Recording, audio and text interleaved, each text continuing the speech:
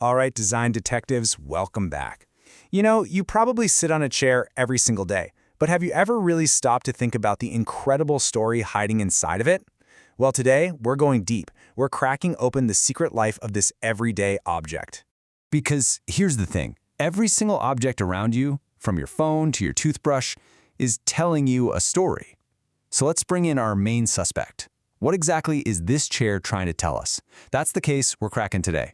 So to solve this mystery, you need to know about the 2 secret ingredients that make any design truly great.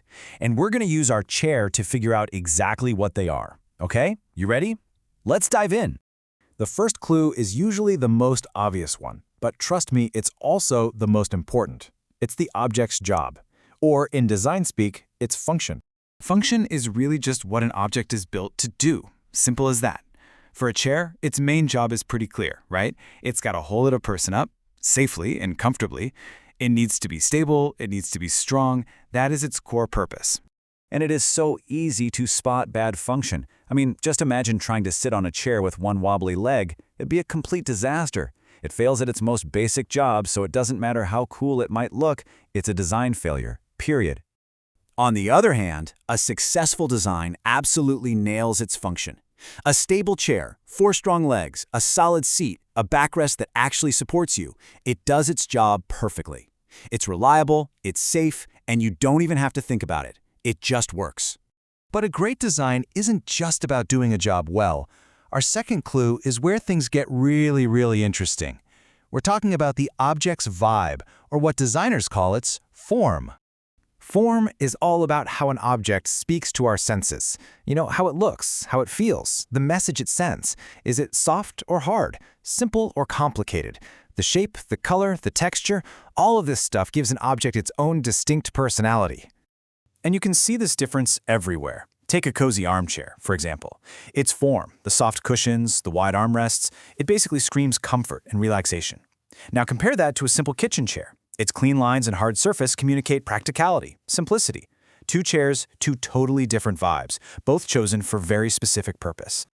Okay, so we have our 2 clues. Function, the job it does, and form, the vibe it gives off. Now it's time to put them together and solve the case of what makes a design truly brilliant.